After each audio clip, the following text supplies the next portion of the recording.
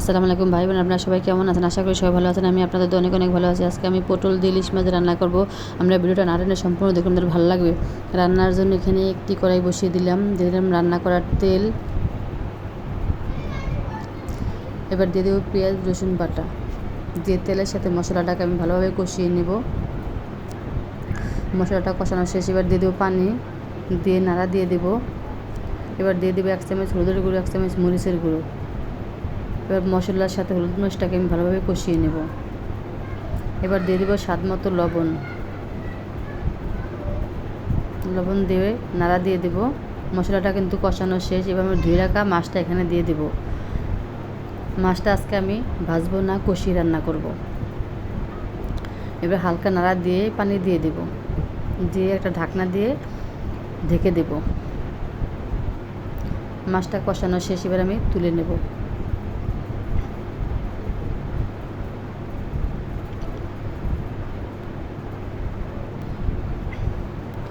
মাছগুলো তুলে নেওয়া শেষ। এবার ধুয়ে রাখা পটলটা আমি মশলার ভিতরে দিয়ে দেব, দিয়ে হালকা নাড়া দিয়ে একটা ঢাকনা দিয়ে ঢেকে দেব।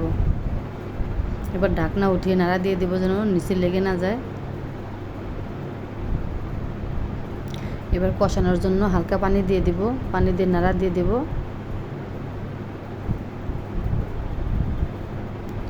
পটলটা কিন্তু আমার কষানো শেষ। এবার দিয়ে দেবো পানি, পানি দিয়ে নাড়া দিয়ে দেব।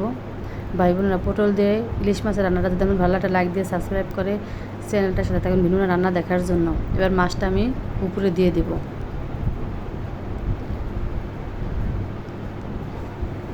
ভাই বোনেরা, সত্য কথা বলতে কি, সংসার বাচ্চা কাচ্চা সামলিয়ে যেটুকু সময় হাতে থাকে ওটুকুর ভিতরে আপনাদের সাথে ভিডিও শেয়ার করার চেষ্টা করি। জানেন না, যদি ভিডিওর ভিতরে কোথাও ভুল হয় আপনারা আমাকে খারাপ মন্তব্য দেখবেন না। আমার ইলিশ মাছ দিয়ে পটলটা কিন্তু রান্নাটা একদমই শেষ। এবারে নামিয়ে নিলাম। আজকের মধ্যে এখানে শেষ করলাম। সবাই ভালো থাকবেন, সুস্থ থাকবেন। আল্লাহ হাফিজ।